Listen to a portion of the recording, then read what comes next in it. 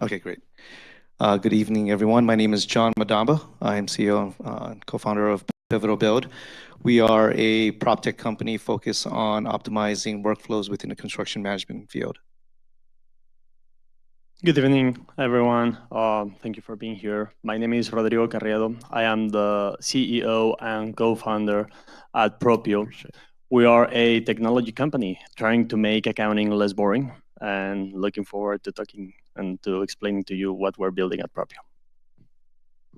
Hello, everyone. My name is Jillian Anderson, and I'm the founder and CTO of HerRide. HerRide is a female-friendly rideshare app. We are rideshare made for women, by women. We have all women drivers on the platform, and we pay them 80% of the fare. The reason why I wanted Jillian to go last was because as a result of being part of, and I don't see her in the room, there she is, Adobe's co-op I was able to invest in Jillian's company. So I was able to make my first angel investment into her company as a result of the co-op. I would also like to say that I'm the only and first male driver for HerRide. I was the only and the first, and only for a brief period, but I'd like to hold that honor. It's actually here. It was actually here. It was actually here. It was actually here. As founders, you're seeing a particular niche in the market, or you're seeing a particular problem in the market. Why did you decide that you were the person that needed to tackle that problem? Go ahead. So for me, I originally moved to Atlanta to actually go pro for basketball. And when you're trying to go pro, you cannot work a regular job. I had to work out like 2 or 3 times a day, and so I actually started driving Uber and Lyft to supplement my income. I mainly drove at night, and a lot of women at night. I started picking up a lot of women at night, and they were just telling me that, hey, can I get your personal number so you can just pick me up because I rather not use this platform? Or they were telling me, I was canceling rides till I recognized a woman's name. My name is Jillian. And so they would be like, yeah, I was just canceling rides until I recognized a woman's name. They would tell me all the crazy stories that they had to deal with through rideshare. And I was like, there's a problem here, and the 2 other guys don't seem like they want to fix it. And so I went to school for computer science. I've always been like a solution-oriented person. And so I was like, yeah, I'm pretty sure I can fix this problem. I listened to a podcast. The founders of Lyft were on there. And when I found out there was 2 people that started Lyft, I was like, oh yeah, I'm definitely about to fix this. And so I felt like I was the person to fix this problem because just 1, confidence. 2, after I pretty much got all of my customer discovery from doing rides using Uber and Lyft.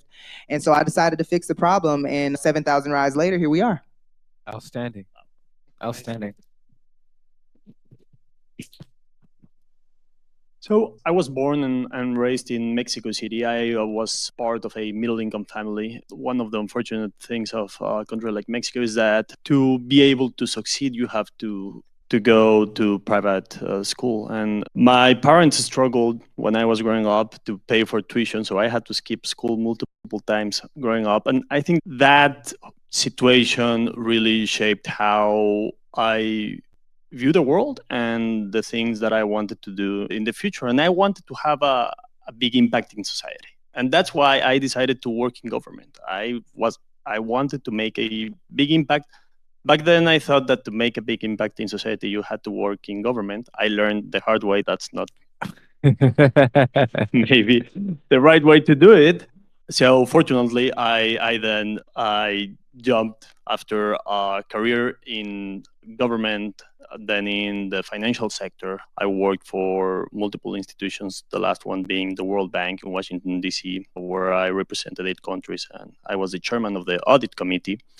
That I want to have more impact. I wanted to go back and to have more ownership. And I started my first company, and I realized how difficult it was to start your first company. No? And then that model evolved, and in the midst we had COVID.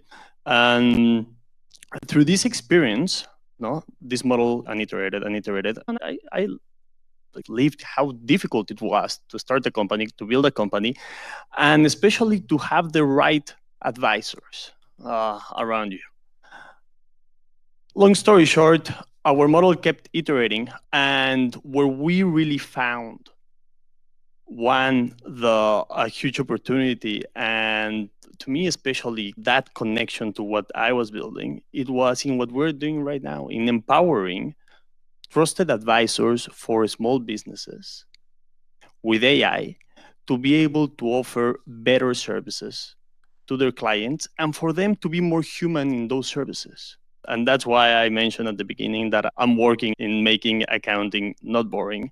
It's because we're empowering accounting firms to be able to offer multiple other services and not to do all of the tedious tasks that it's data categorization, just all of the manual data entry that I am going to be talking about in a minute. And we've had a lot of success. I think that the why, the what, all of the things are converging now, and we're very excited about the potential and what we're building. Absolutely. I'm going to take a different route. Jillian and Rodrigo, what inspires me is the fact that you were purposeful in starting your startup. I took a more of a roundabout way, and I'm going to take you on a little bit of a path.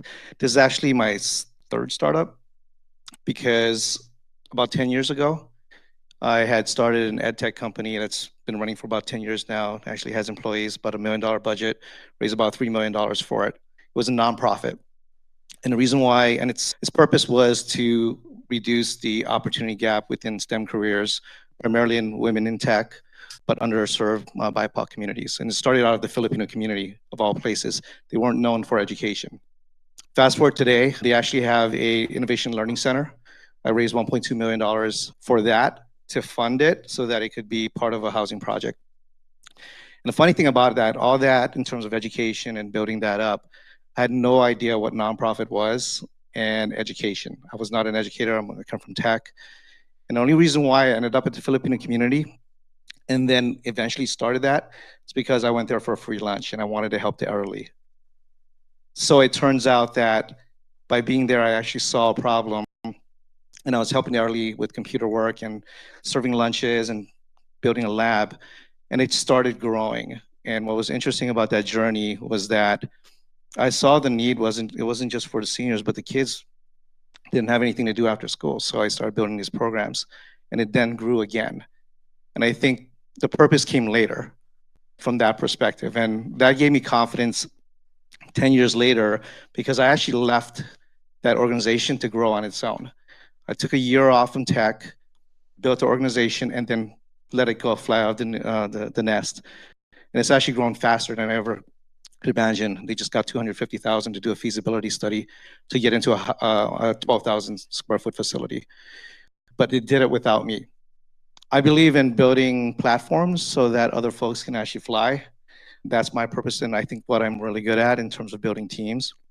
So fast forward to now, I actually went back to tech, did a bunch of consulting work for some startups, really built my career up again, and I stumbled into real estate.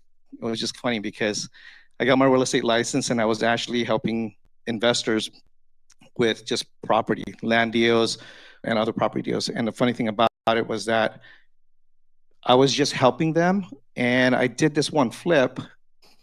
And after I did this flip, which turned out really well for investors, 2 months later, this is back in 2022, 2 months later, around August of 2022, when the market was tanking, I get this call saying, hey, listen, we saw some of your work. Can you just do the bathroom? Because we did a whole house remodel. And within that 12 months, while working at W2, running the nonprofit, being a real estate agent, I actually did almost 20 luxury bathrooms that following year. And the funny thing about it is I got into construction because I figured out that I didn't need to be in a country and actually finish the projects. So I applied my own knowledge about technology into a very legacy traditional business, and it actually worked. And what I found moving forward now is that there's a lot of these optimizations that aren't there. And for me, being in tech, always solving everybody else's problem, this is something that I really felt that impacted a lot of people. So now that became a mission. And over the last 3 to 6 months, I've been experimenting from the standpoint that, can I build another platform? And I have this one use case that showed me that, okay, I can do it. I wasn't a real estate expert in the beginning. I wasn't a construction expert. Now I've become somewhat familiar and less scared of the projects, and I know that I can actually optimize. So that's become the mission. because I was able to do it, not coming from tech, not coming from the trades. I actually was able to grow faster than some folks that were there for 20 years, and they would ask me, "You're giving me all these jobs. How are you getting these jobs?" And I wasn't around to actually manage them because I gave them a process. So that's become the mission now, and helping other people build their platforms so that they can scale their businesses. So that's how a roundabout way helping people without really understanding it in the beginning. Outstanding. What I'm hearing is that there was somewhat of necessity, and then you identified an opportunity. Or Rodrigo was, you got into government and said, "Hey, I can make this better." Making this better is a lot harder than what it really should be. And then for you, John, is that there seems I get this sense of curiosity. This is curiosity and can-do attitude, and then realizing, oh, this works. I can actually do this and I can scale this. As you've overcome these particular challenges or taken advantage of these particular opportunities, what are some of the things that you would do differently now if you had to start over with the knowledge that you have now? Anybody can start off with it. Start over in this stage of the startup founder, or start over from early on where I decided that what I wanted to do was to work. I'll let you take control of that one. I think you'll have the more interesting story. Yeah, I think that the way I see life is you can only do as much as the available information that it's around you, and what you can do with it. So looking back, I think that with the available information that I had and with the experiences that I had at the time, I did the best, or I tried to do the best out of them.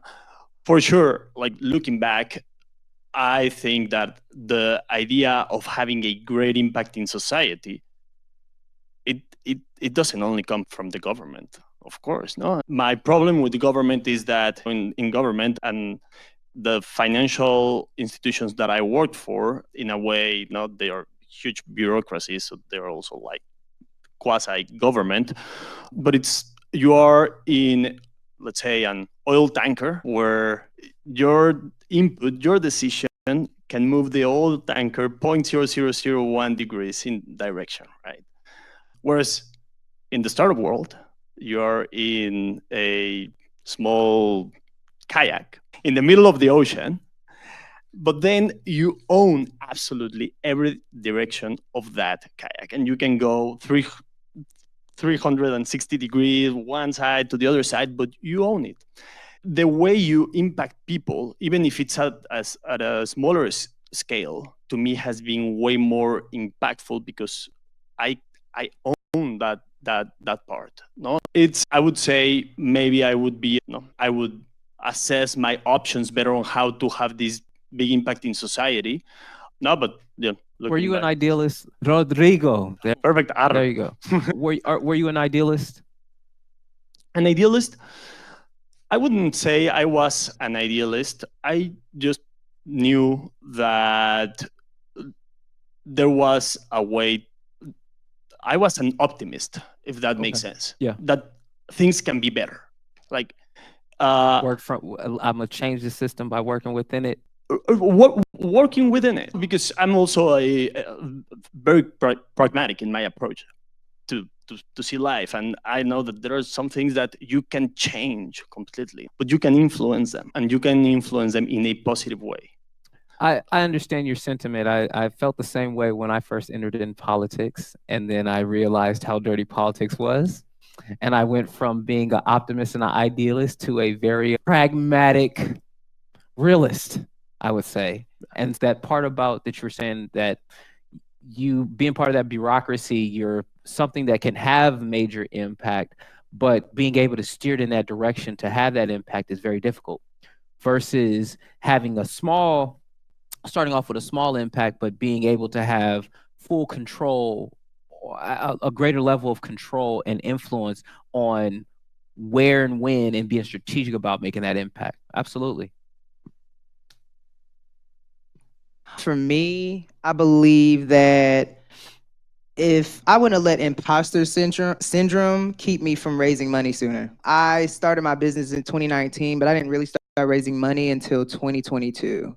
And that was mainly because I was I had imposter syndrome. I felt like the business needed to be more validated, and especially where I'm at. I'm in Atlanta, and Atlanta is a big social culture. It's if the people aren't feeling it, then it's not going to be popular. It's like a big popularity contest in Atlanta.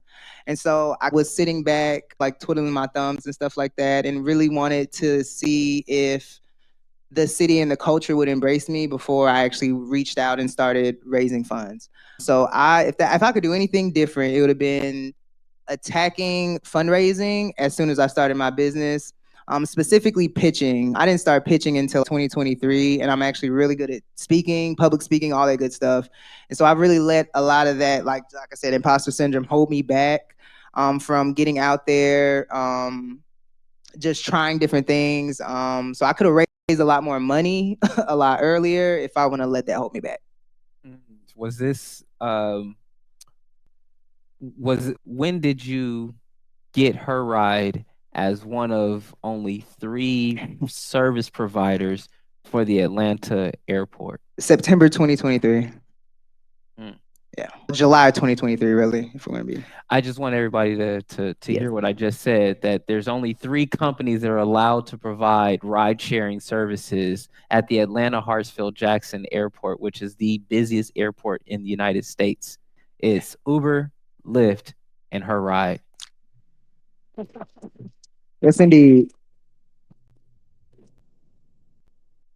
I'm still very early in the Pivotal Build journey. We just joined the Catapult program. So I think the thing that I go back to is, in order for me to be someone that can lead, I need to be able to follow. And I've always taken the stance that there's a lot of things that I may know, but there's a lot more things I don't know. And I've accepted the fact that I can't be perfect in or really knowledgeable in everything. Thank God for AI now. Got the matrix effect, right? You can learn anything now. But I think coaching is probably the biggest thing. I spent a lot of cycles building that STEM program for about 2 years, just really trying different things. And frankly, it was a little bit of crash and burn in the beginning, but I figured it out. I think I could have accelerated that if I had taken coaching, and I really didn't know where to go at that point. So I actually started seeking out legislative representatives and asked them, what does advocacy mean? Because I really didn't know what it was. But they taught me that it was just a voice.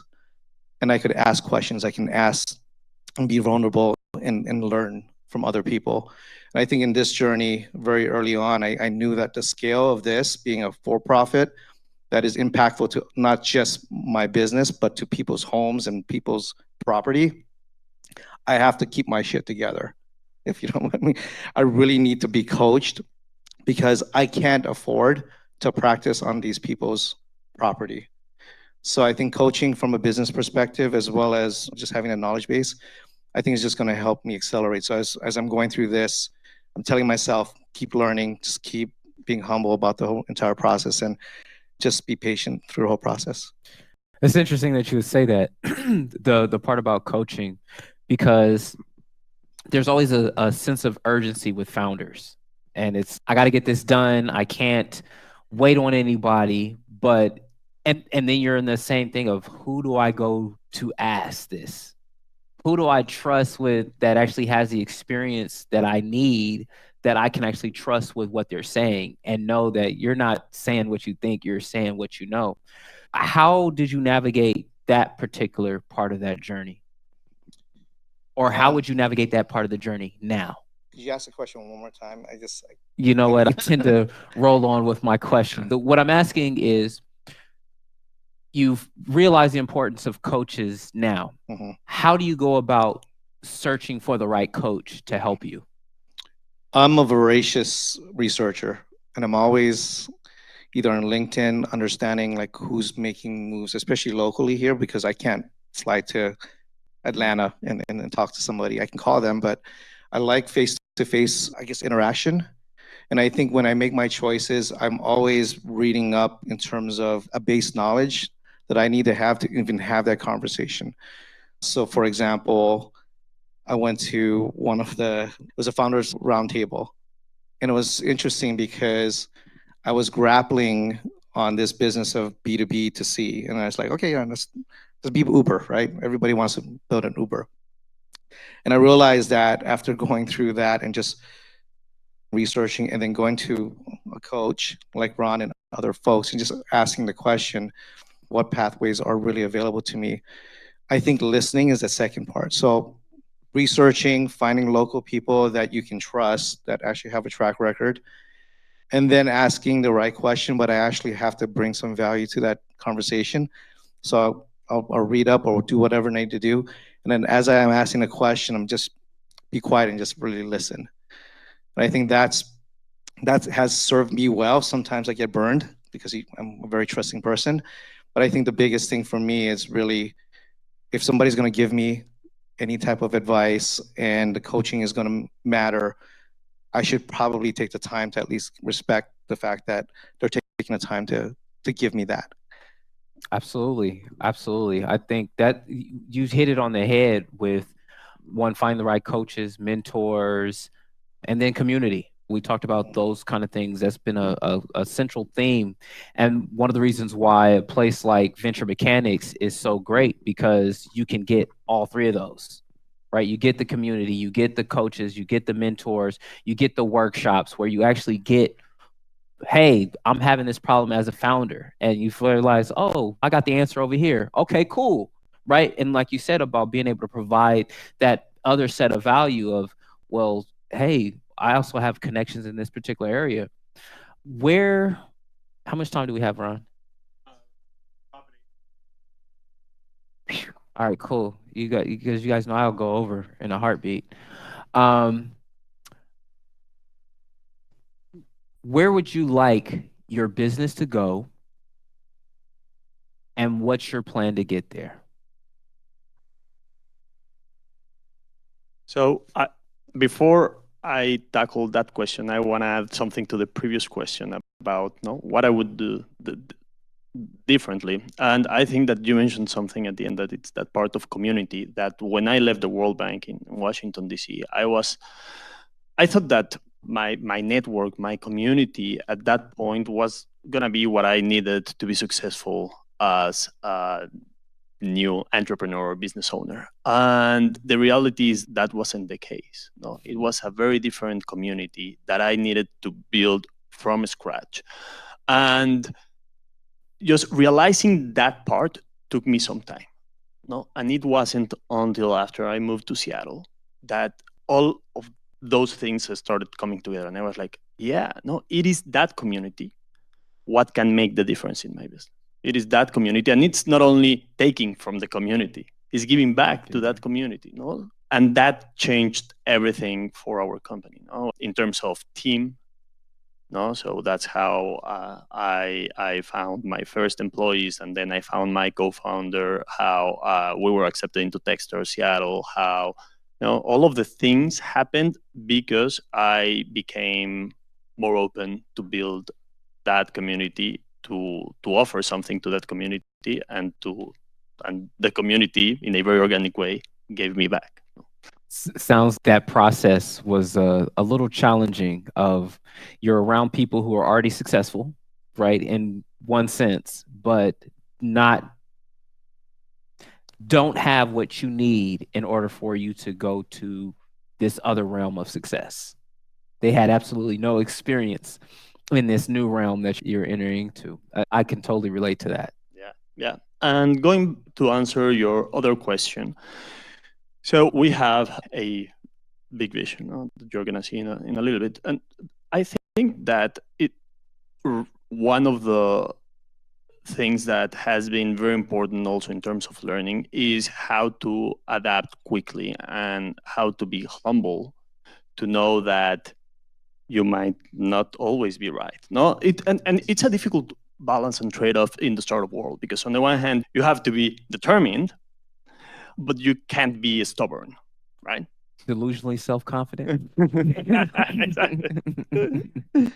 No, so it's a very tricky balance, and I think that to me one of the things that I like to do is to do every couple of months an exercise to look back at what I was doing differently 2 months ago, and to see all of the stupid things that I was doing back then, and so that I don't repeat them moving forward. No, so it's this constant exercise from learning from what you did not several years ago, but immediately before, and then iterating quickly to move towards that greater vision. That I'm sure that one of the reasons of why we are sitting here is because of that vision. So. Absolutely. For me, it's funny you said delusionally. What did you say? Delusionally self-confident. Self-confident. I consider myself to be delusionally ambitious. My co-founder, she's the realist, and I'm the one that brings all of the crazy, outlandish ideas to her. She's like, "All right, Jill, so let's scale this back and see how we can actually make this a reality." For me, where I want HerRide to be is anywhere that women need us when it comes to rideshare. So that's everywhere, right? There are women everywhere. How are we going to do that? I believe that we'll be able to do that through community, through fundraising, through the community. So I've been introduced to crowdfunding, and I've been watching and paying attention to other tech companies that have successfully crowdfunded. And I think that we will be able to accomplish our task by crowdfunding. When women want something, they want it, right? They really want it. They're usually the heads of households when it comes to major purchases, finances. Unbeknownst to most people, unless you're married, you know that the husband usually asks their wives. They're usually asking their wives when it comes to major things. And if a woman wants something, she's going to get it. And so if we provide a service that women really want, I believe that those women are going to buy in, and they're going to invest in it, and they're going to support it. And so I think that is how we're going to get there. And that is my current focus right now. Absolutely. Oh man, it's hard to follow. Can I take a different track on that? Everybody I want to think change up my questions and everything. I curate I these think for questions. Go me, ahead, please. delusionally resilient, because I know I will fail. I absolutely, my wife tells me every single day, you didn't meet my expectations, right? Yeah, no matter what I do, right? But the thing about it is, if I already know I'm going to fail, I need to prepare myself, just be battle tested. And I think that's the biggest thing that I've learned. Just be delusionally resilient, because you will stumble, because you will be trounced upon. People are going to take your money saying, we can promise you all these things, and they won't deliver. And you're just going to have to pick up the pieces. And there's going to be times when I think your faith is going to be tested, because just things come out of the blue. Like, you can't plan those things. And for me, because of the resiliency factor, I think that has always been, I think the badge that has attracted other people, because they know I'm not going to quit. They know the grit is just going to be there. And unless it's completely the wrong path to go, and I'll listen to coaches whether or not that is. But if I believe it's true that we need to go true north in this direction, the only way I can get others to follow is to show that I can actually push the branches out of the way, create the path for them. And you have to be resilient for that. All right. So we got delusionally self-confident, delusionally ambitious, delusionally pragmatic, and delusionally resilient. I'm around delusional people. It's a good thing. It's a good thing. I Amar, want it's obvious you're taking flying lessons, by the way. Asking people where you going, how you going to get there. Ron, that's how we bonded, was over flying. That's how we bonded. Funny story. So when I met Ron, I was at a East Side Tech event. And so I was talking about airplanes, and this guy was like, "You really need to go talk to this guy over here." I said, "Okay." So I go over there, I go talk to Ron, and I'm talking to Ron about, "Yeah, I got a few hours underneath my belt." He's, "Okay, cool, no problem." He said, "What do you do?" I said, "I'm trying to figure that out." He's, "While you're figuring things out, you really should be focused on getting your pilot's license." I said, "Okay, how can I do that?" "Oh, I'm starting up a co-working space. You should come by the co-working space." I've done more with co-working than I've done with flying. I've flown a flight simulator, but I've done more with co-working and done more of this than flying. So Ron, I'm looking at you sideways now. But anyways, I want to open this up to questions from my audience. Please.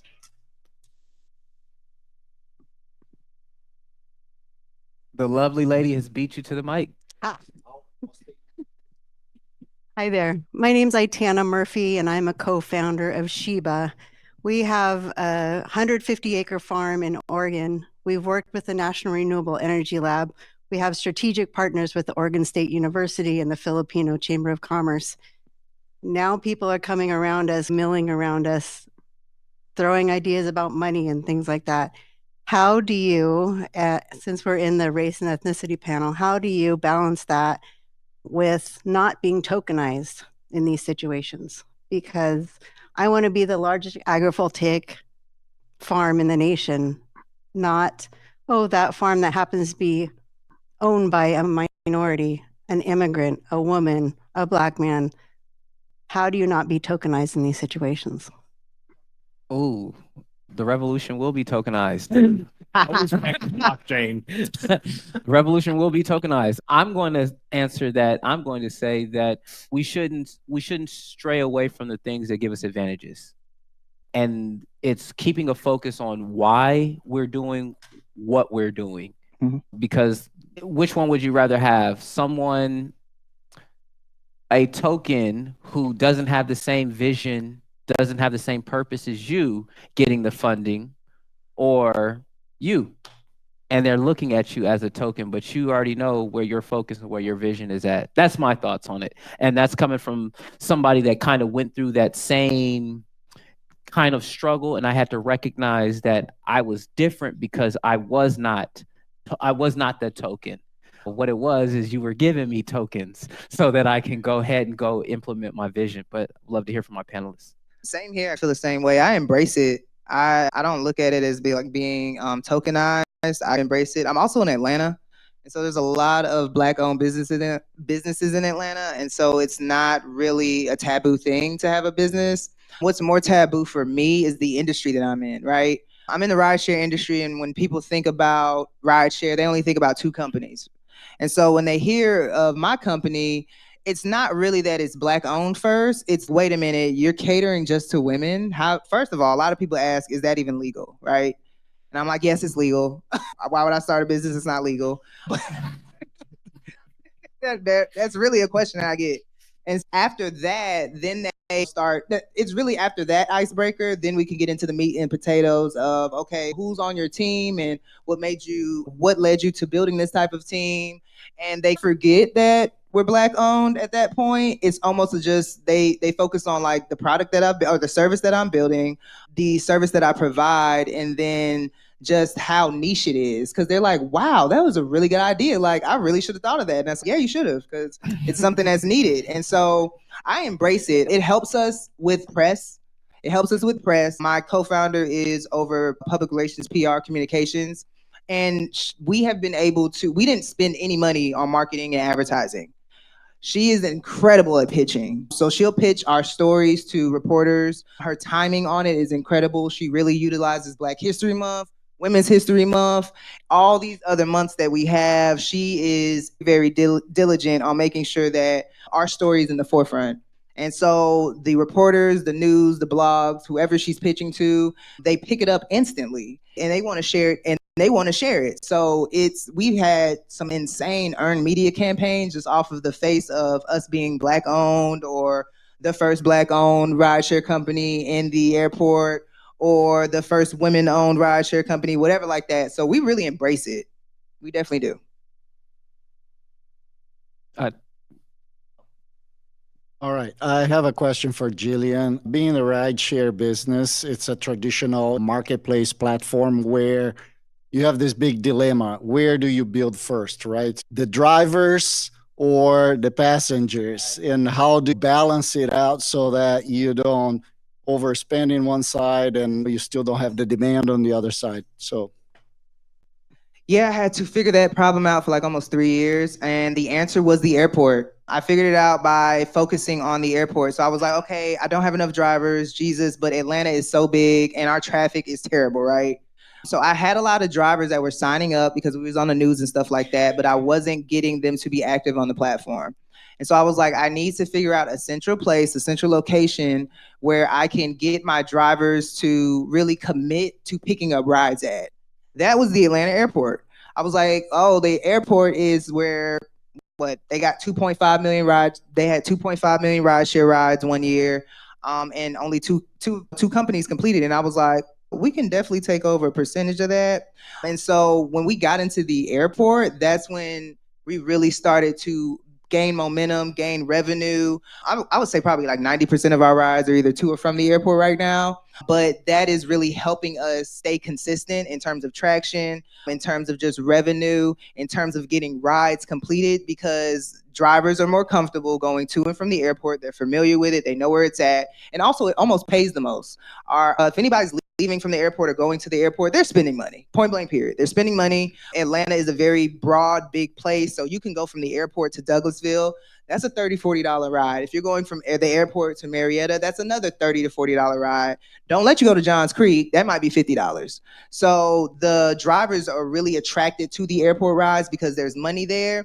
And then the customers also, they're nonstop. They're always flowing. So when I focused on the airport, that's when I really got to lay back on, okay, I don't have to worry about getting customers because we're in the airport. We're always gonna have customers. The biggest thing that I had to worry about for the airport was getting our signage up.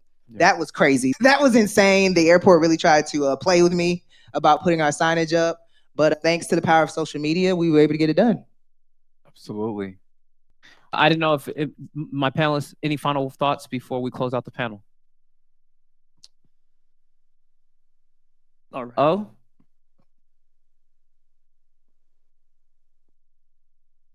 Now, my family's from the South. I'm from the South, Texas. As a Black business owner yourself, what advice do you have for us entering from being the 15 in the room to handle the other 85 in the room? Who's the other 85? I'm Everybody else who is not us in the U.S. community. So you're going to have a community where, on average, we're 15 out of every 100 people in the United States. What's the best way to enter the room for the other 85 in the room?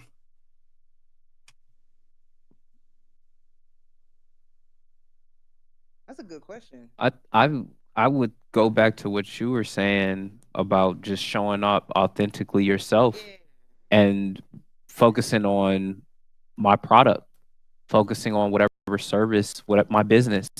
I'm not a Black business owner. I'm a business owner that happens to be Black. Yeah. But that I'm not leading with my identity. I'm leading with the thing that you're actually paying for. You're paying for my service. You're paying for my product. Me being who I am just adds extra flavor to it. Yep. It adds a different perspective and adds a different context to it. So that is what part of what makes my business or my service different, is that I bring that perspective. I bring my own experiences. Like for you, the experience when you told me about the problems that women have with Uber and Lyft drivers, I was like, what? See? I don't I've never had my Uber driver hit on me, and I'm a handsome guy. I've never had that. But for a woman, and now you're trying to get home and it's 11 p.m. and now you just want to get home, and this guy is now talking to you, and you now know my address. You now know that when I pull up to my house that nobody's here. Those kinds of things. So I understand that. Rodrigo, from your experience of, hey, I've worked for these large organizations. I want to have impact. I'm from Mexico. See, you see how he does me? It's time for the group shot. All right, cool. You know what? Please give my panel a round of applause.